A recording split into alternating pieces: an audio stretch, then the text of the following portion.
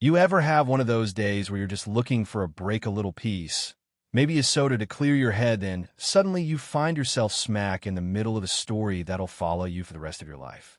Yeah, that happened to me, or I guess I should say it happened to Amelia Torres, but in a way, it changed a lot more than just her life.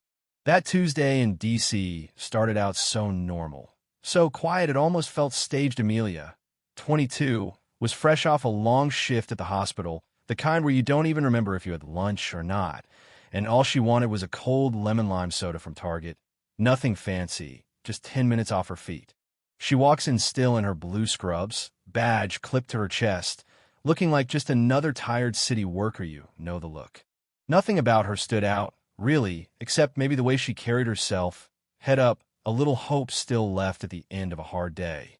She heads for the drinks, but as she reaches into the cooler, her eyes catch a Marine a few aisles away, Captain Ryan Hale, though she doesn't know his name yet. He's tall, all posture and calm, just picking up some first aid supplies like he could be anyone, but he's got that energy like he's been through things you don't ask about unless you're ready for the truth. Maybe that's why she notices him. Maybe that's why, in the chaos that's about to explode, he notices her. You know how people say everything can change in a heartbeat? They're right.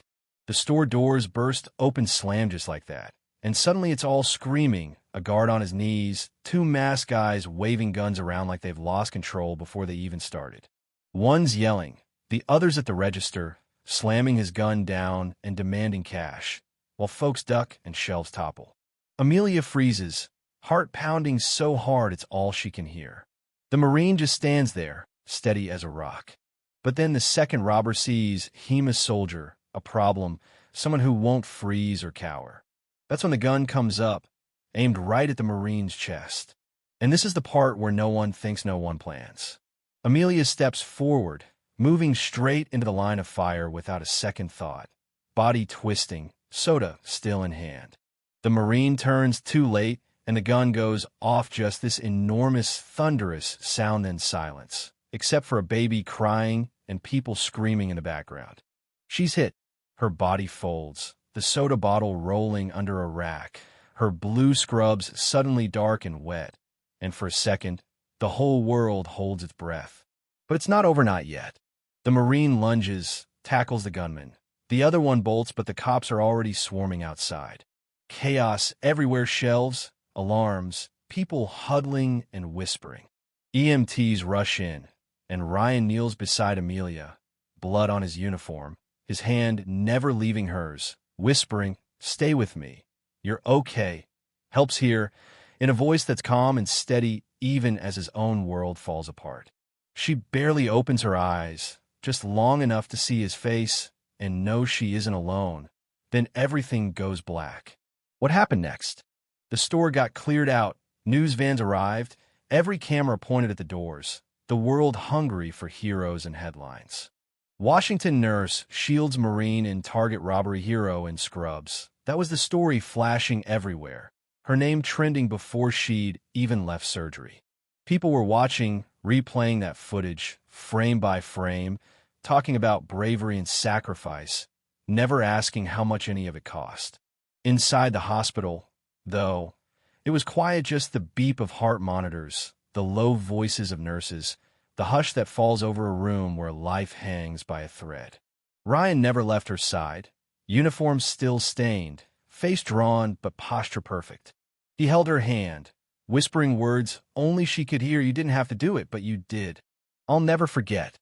Everyone was waiting, her family, the staff, half the city, it seemed, but he was the one who wouldn't let go. Hours ticked by. Reporters waited outside. Hashtags trended. The world spun faster than ever. But in room 409, time slowed to the rhythm of her breathing. And then, miracle of miracles, she woke up. Her eyes opened just a sliver, at first confused, dazed, then finally landing on the Marine at her side. "You're back," he whispered, voice trembling, and for the first time in hours, he let himself smile. The machines beeped, nurses swarmed, but for that moment, it was just the two of them, the nurse and the Marine, bound forever by something bigger than either of them. You think that's the end? Not even close. Outside, the world had turned upside down. Law enforcement all over the city, hunting for the robbers, tips coming in from every corner. It didn't take long. They were caught in a rundown motel less than a day later, the whole thing over with barely a struggle. Justice, quick and public just the way folks wanted it. But for Amelia, recovering in a private suite surrounded by flowers, balloons, and thank you card from strangers and school kids, it was overwhelming. She watched herself on TV face, her story, her name spoken by people she'd never meet. She laughed, she cried, sometimes both at once. The president himself sent a Messagian official invitation, handwritten, inviting her to the White House for a ceremony in her honor. "You chose bravery, you chose compassion," the letter read. And for the first time since that day in Target, Amelia let herself cry for real, not from pain, but from the sheer weight of what had happened. Twist of fate, right? She wasn't looking for recognition, wasn't thinking about medals or headlines when she stepped forward. She just did what felt right, what her gut told her to do in that frozen second when nobody else could move. Now she was being called a national hero, a symbol of hope, letters piling up from soldiers, kids, even old patients remembering how she'd once combed their hair after a shift or sung lullabies to their kids during treatment. Then came the day sun shining, flags snapping in the breeze, the gates of the White House opening just for her. She walked the lawn in a simple navy dress, Captain Hale at her side, still standing tall, but now beaming with pride. The president shook her hand, told the world what she'd done, then placed the Medal of Freedom around her neck, cameras flashing, veterans saluting, nurses wiping away tears. "It's not just about bravery in uniform," he said. "It's about choosing courage when nobody expects it." And just when she thought she couldn't be more stunned, he announced her new role chief nurse of the White House Medical Unit, with Captain Hale grinning beside her like they'd both won the lottery.